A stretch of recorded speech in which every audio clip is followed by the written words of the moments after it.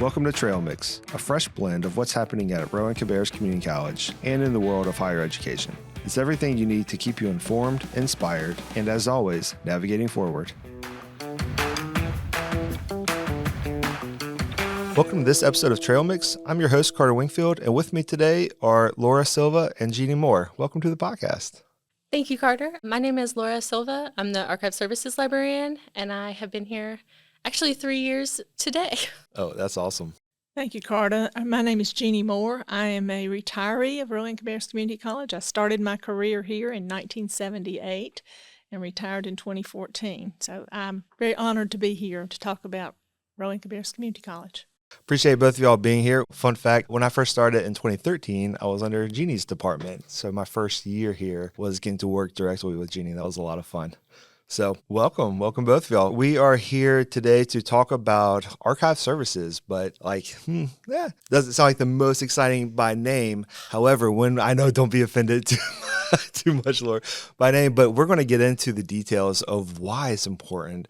And we're going to talk about a lot of fun facts about the college's history. I'm married to a history nerd myself, and she always stresses the importance of history and understanding where we come from and how that impacts where we're going. I'm really excited about this topic. When we were planning out this podcast, this was one of the very first things we talked about. So I hope that makes up to it for me, Laura. I'll forgive it. Yeah.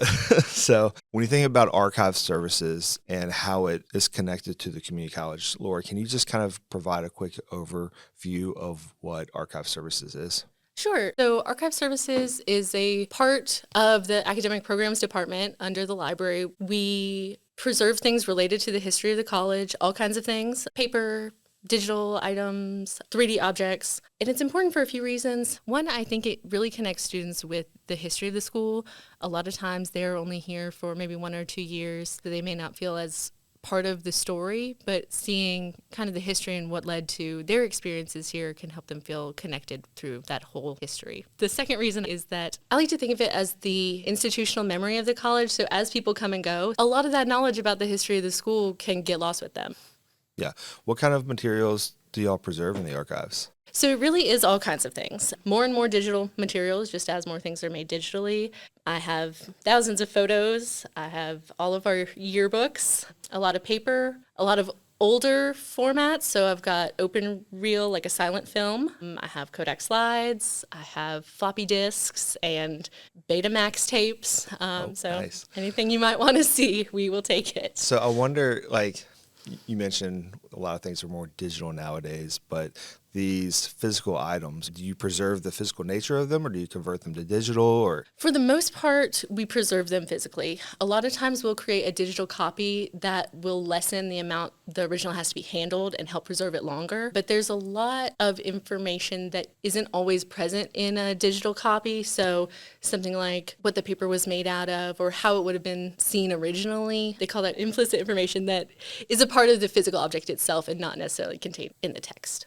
Okay, interesting. And what is the importance, the significance from your perspective of why it's important to hold on to these things? How does it help support the mission of the college? Sure. Well, I think there's a couple things. One of the reasons we keep those things is because a lot of it is public record. So it's open to the public to come and see because we're a public institution. There are certain things that we have to keep. And then we keep much, much more than that to kind of show the full history of the institution in different perspectives. So a lot of what we're required to keep is from the administration. I've kind of made it my priority to add more about the student experience. And it does support, so the mission of the college is lifelong learning, workforce development. And the archives definitely can be a part of that. Anyone can come in and learn more about the times their parents grew up in or the times that they lived through from a different perspective. But I think it also provides some accountability to that mission statement. People can come in and see, what's been kind of going on behind the scenes, how we have been working to fulfill that mission, and what we've done with the resources we've been given. Sure. Are there any specific pieces to the archives that you find more interesting or unique pieces that you've run across? People always love, I have a golden groundbreaking shovel that students love. Oh, nice. Yeah. But personally, I think it's anything that shows a little more personality. We have a lot of minutes and reports, but I think of I have one photo of our first president, Mr. Hamilton. Most of my photos of him are in black and white, and he always looks very serious, and he's at his desk. Sure. But I found one of him finally in color, and he's wearing like a hot pink paisley suit jacket, and it changed my whole perspective of him and what he must have been like. And I think things like that just kind of force you to think about the past in a different way. Oh, that's awesome. Yeah, what a great example. So the community college has been here for over 60 years as part of this community here. So it's been around during a lot of big moments in Rowan and Cabarrus counties. And when you think back, you can see where the college has had like an integral part in what's going on in the community. Jeanie, when you think about some of those moments, one that comes to mind is kind of the Pillowtex closing. And we've talked a lot about this during the 20th anniversary of Pillowtex closing a few years back. But from your perspective as someone that was working at the college at the time, what do you remember about how Rowan-Cabarrus responded and how it impacted the community at that time? I think my greatest and most satisfying memory of that time is how totally responsive the college was from all areas. The administration, the faculty, student services folks, everyone was kind of driven toward the same goal, which was to really help facilitate a transition for a lot of people who we considered family, friends, colleagues, neighbors, people that we knew personally, had experiences with personally, and then to help those folks transition from total loss of their careers and their livelihood into at least a safe period of time, because they were given a couple of years of support from the federal government to come back, seek training, seek services that would help them hopefully land another place where they could have time to prepare. And then ultimately, some of them just wanted to go and retire, but they needed a little window to prepare themselves for that. And then others found themselves in a track of pursuing maybe a dream that had been deferred or an opportunity that they didn't know existed, just to see everybody rally around and really reach out and stretch themselves in order to help people that were our neighbors.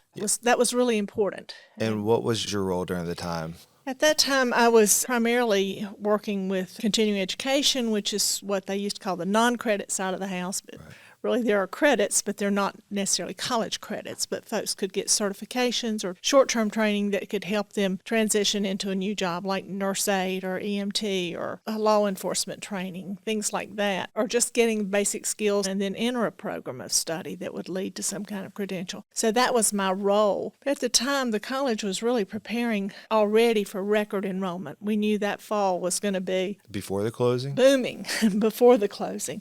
And then when the closing happened, we had roughly 5,000 people that we were going to make available for services, but we didn't know what kind. So we were already full. Our faculty were already teaching full loads. Our facilities were pretty much full from early morning to early afternoon, and then from early evening into the evening hours.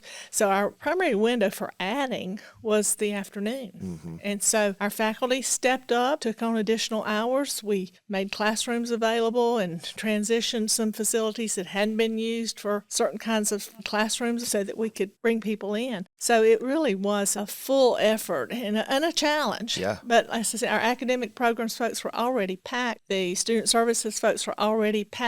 And so when the question came, well, who's going to lead this charge? And we were asked in our division to do that. And the reason I guess I kind of came to the forefront of that is in my early years when we transitioned to a multi-campus, my role encompassed both curriculum and non-credit classes. So I sort of knew the process and knew the language and knew the players. And so I was a natural facilitator for that effort. And then we brought some folks in to lead the project that worked directly with me that helped make that happen and make it successful. Did you feel a personal connection?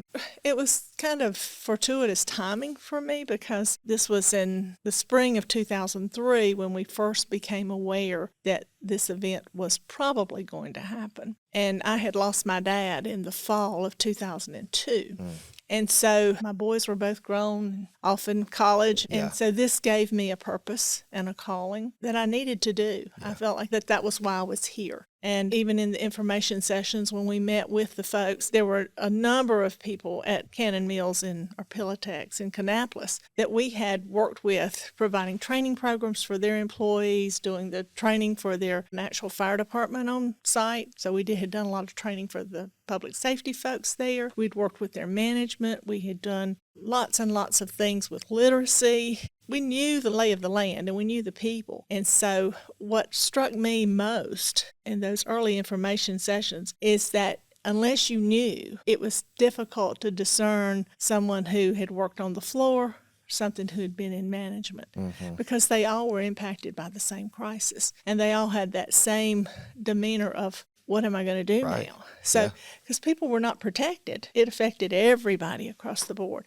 So that was a very humbling experience for me and a very eye-opening experience for me, because there but for could be me or anybody else. So I really felt an obligation. I can remember particularly one young man who came up to me and he asked me about my brother who was working at a local manufacturing plant at the time. He said, well, I'd really like to have a job there because they have a softball team. Oh, yeah. And I thought, nobody else could probably respond to that. But I know this young man. I know his history. I know that that's a value that's important to him. And he wanted a job, but he also wanted to continue his life as he had lived it, all those years. So those kinds of personal interactions really were affirming for me that, yes, this is what you're supposed to be doing. I think that's what I love so much about this place. And when you hear the whole name Rowan-Cabarrus Community College, it's always the community that stands out to me. And I think people, when they look at the name, they just assume like, oh, community's in there just because it's geographically, that's the area that they serve. But I see the college as being an integral part of the community. That's why we have that word in our name, is because we're embedded in the community. We've grown up out of the community. When crises like the Pillowtex closing happen, we can respond because those are our neighbors and our brothers and sisters and spouses and kids and parents. Like, that is our community. So we were very deliberate. We knew that people would have a difficult time believing that there was a spot for them. Yeah. And so when my team and I went to the factories, because we actually did the information sessions in an old abandoned part of the mill, we dressed with polo shirts that had the college's name on it, khaki pants. We wanted to look as non-threatening as possible. Look official, but not too official. Look like people could still relate and belong here. That was real important. Yeah. And I think that was an effective strategy that made people comfortable asking us those questions. That's super interesting. That y'all thought that intentional about it, about how to approach that. One of the more fun projects that I've got to be a part of over the years here is we call it the Timeline Project. I think we started working on it about 2 years ago. And Laura, you can probably remember that time very well. But we had this idea of creating this massive visual timeline to span across a couple classrooms, which had glass windows, right in our atrium. And Laura, you were part of it. Jeanie, you were part of it. We had a lot of former employees here that came and were a part of it. We had former board chair that was a part of it. And we broke down like all the important events at the community college. We talked about the important events going on in the community as well as nationally and globally. So that was a really fun project. When you look back at that experience, are there any specific stories or elements of our history here that really stick out to you? I think for me, that project was really meaningful to me because I could see from the visuals that were put together the history. I recognized a lot of the folks that I had worked with who had mentored me and who had helped me learn the ropes while I was here. And it's a project that I would really like to see embraced by former employees. I'd like for them to come out and really look at that because I think it definitely shows the relevance of the foundation that was laid by many, many people and the dream that was a small dream that has become a huge reality and has really made the college what it is today, is transition. That those folks who believed in the mission and who wanted to work for the community, and early on in those, probably first 10 years or so of the college, there was a huge outreach of veterans because this was right at the end of the Vietnam War. So we had a huge veteran population that came in here. And most of the folks that came here early on were male. There weren't a lot of programs for females. But now the campus is very diverse, and the array of programs is just unbelievable. They're very relevant to what's going on in the world today. Yeah. Some of the programs that we thought were going to die out and wouldn't be relevant have been reshaped and reformed, and now are just very, very attractive to our employers and our community. The equipment that's been purchased, the facilities that have been upgraded, these were dreams of those early founders. And if they could see that and see that the foundation they laid is still impactful. Yeah. And it's making such a big difference. And then when you see the students and hear from the students and what they have found here. And what impresses me when I've been on some tours is the students saying, I can come here and in 9 months I can get training and I can get a job and I can start making $50,000, $60,000 a year. Yeah, right. That's remarkable. Yeah. That's very appealing. And you see men in programs of study that they didn't dream they would ever be in, years ago. And you see women doing things that we never thought they would do years ago. When I came out of high school, I think most of the females that I went to school with, you could be a teacher, you could be a nurse, you could be an executive secretary, you could be a homemaker, but there weren't a lot of other options. Now they can go into forensics, they can go into physical therapy, they can be microbiologists, they can be accountants, but there's a whole wide range of opportunity for everybody. Yeah. And we're not held back by preconceived notions of what you should or should not be. And I think that's a real testimony to the pioneers that came here and had that vision and developed those programs and kept them going. What did you enjoy? Are there any moments that stuck out from the Timeline Project that you enjoyed? Well, first was meeting the Rowan-Cabarrus celebrities, I would say was my number one. Yeah, they are celebrities, yeah. No, to be honest, the Timeline Project, I think we started really right after I started here at the school, because we were going into the 60th year of the college. And I think it was that project that really allowed me to dive in so thoroughly to the archives. I have responsibilities in the library too. That project allowed me to spend more of my time back in the archives. And I think having to create that timeline kind of all of the major moments allowed me to get kind of an overarching idea of the history of the school. But the thing that was really cool, both in meeting all the people who were part of that committee and looking through these things from kind of all of our past, was getting to see those personalities, which can be really hard to capture in the archives. So, I had seen, Chairman Perodowski 1,000 times in the archives, but it means a little something different now to have met him and to have heard stories about him. Or we had certain faculty and staff who were here 20, 30 years. And after, seeing 40, 50 pictures of them, you do get some sense of their personality. And so to kind of feel a little more connected to that history myself, I think that's a big thing.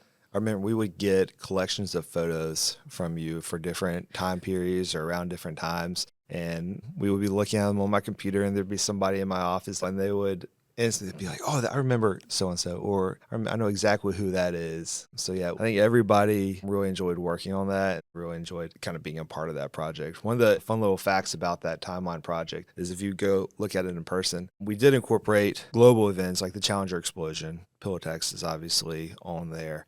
And you mentioned after the Vietnam War, there was an influx of students. I didn't realize this before I started working at the college, but our enrollment trends kind of ebb and flow based on what is happening in the world. And when there are either crises or dramatic change, like the end of the Vietnam War, Pillowtex closings, we see an influx of students. So when you look at the Timeline Project, you'll notice there's a blue bar at the very bottom, and at first you don't really know what it's tied to, but it is actually our enrollment, and you can go through and you can see where there's jumps in our enrollment, and you can look at the events around that time and figure out what caused that jump. So I encourage, if you're near North Campus, to stop by sometime and take a look. It's a fun project. So cool. Moving on, let's talk about some fun events, Laura, that you've dreamed up and that you've got going on in the archives to kind of bring it in front of people's eyes? Sure. So I will say this was not my idea. This is a pretty common archives event, I would say. But we are hosting some Throwback Thursday Scan and Share Days at North Campus this semester. This is a partnership between the library and the North Carolina Digital Heritage Center. So they run the website digitalenc.org. They provide digitization services for free to different organizations across the state. So here we can digitize paper pretty easily in our archive most of the time. Working with Digital NC, they can do other formats, videos, newspapers, because they have larger format scanners.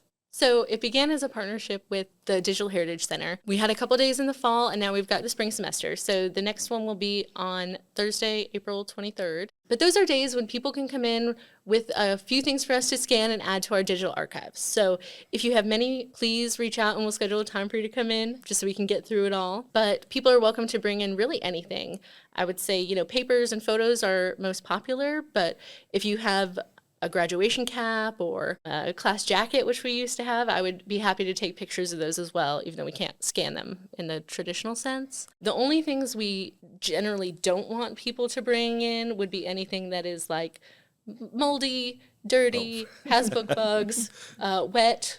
And things get stored in people's attics and basements, so it happens. Yeah. Or silverfish, it happens. Oh, because I don't imagine if that comes in, then it can spread, possibly. Yes. So that's it's kind of a big deal. It is a problem, yes. Okay. It's not national treasure up there. I don't have the Constitution, but a lot of it is irreplaceable. Yeah. The other thing, anything that is in a frame, we would probably take out to scan, but that's no problem. We follow all the proper preservation procedures. People are also welcome to bring in actual donations. So the scan and share was an option for people who wanted to hold on to their memorabilia, that we would scan it and give it back to you right there while you wait. But if you are cleaning out and you have things to donate, we are always happy to do that. And you can really bring things in at any time. These are just days where we have the time set aside to do it right there on demand rather than maybe having you come back another day. Yeah, perfect. And if you come together with a couple friends and bring a few things, it's just kind of a walk down memory lane at that point as well. Yes, please. And I think, people like to share their stories, and I want to know their stories. I have some things up there.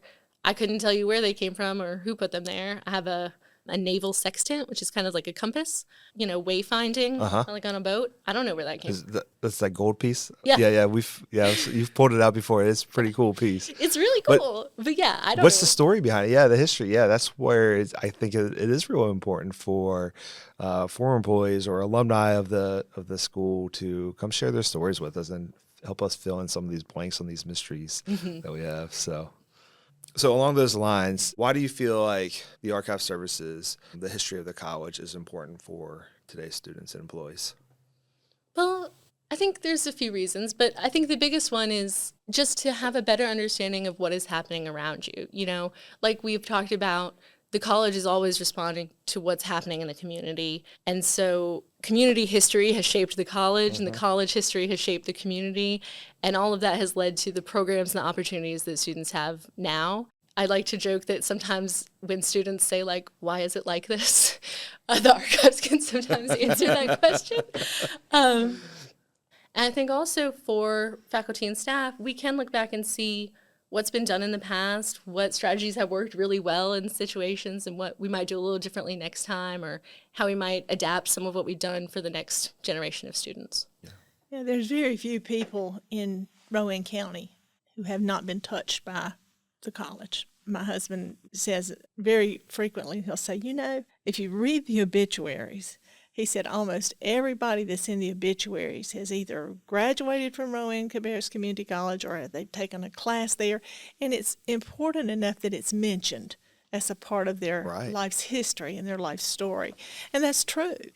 There's pride behind it. Just a few weeks ago, I was talking with some friends of mine at the YMCA, and they didn't realize I had worked here, and that came up in conversation. And the gentleman said, he said, I'd like to go out there and see what it looks like right now. I took such and such, I think cabinet making or something. And he said, my wife and I met out there. We were students out there at the same time. And I said, well, the next time that we have a tour, I'm going to invite both of you to come because it means something to them. That's where their relationship started. Yeah.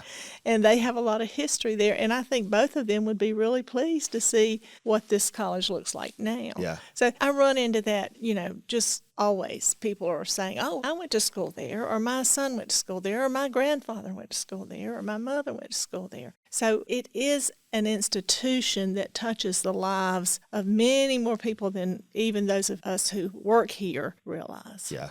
I think it's really cool, too, when we've got former students or former employees that come back on campus and see the change. And for some reason, jogged my memory on this. We had this one alumni he was a welding student, and he had produced a piece. He had welded together a piece that was a recreation of the compass part of our logo. And it was massive. It was probably 3.5 feet in diameter. And when you think of solid metal, that's a big piece. But he didn't see what was actually being done with it after the fact. And he left it for the college, and he ended up moving to Alaska or someplace far away. So 2 or 3 years ago, he ended up back on campus, and he was like, hey, is that still around? Like, where is it? And it turns out that it was mounted and on display in the president's office. So he got to come in with his family into the president's office and see this gigantic compass that he had welded together years ago. And he was extremely proud to see like that little piece of history was on full display. So that was, great. I mean, yeah, I thought that was really cool experience. So, but yeah, well, thank both of y'all so much for y'all's time and sharing a little bit about the importance of history and the archives and why, we want to keep that history alive and why it's relevant. So if y'all would like to learn more about the archives and upcoming Throwback Thursdays, the Scan and Share Days at Rowan-Cabarrus, or how to just contribute materials on any other given day, you can visit www.rccc.edu/archives, or you can contact archives@rccc.edu. You can shoot them an email. So I'm sure Laura would love to hear from you. Absolutely. Thank you so much. Yes, Yeah. Thank you for having us. It was a blast. Great.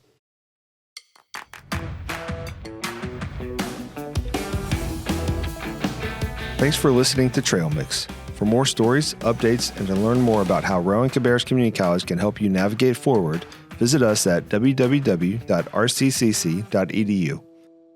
Next time on Trail Mix. One of the things that really stands out to me is how often these classes become a shared experience. We often have seen these courses really create a connection between family members, friends, and really across generations.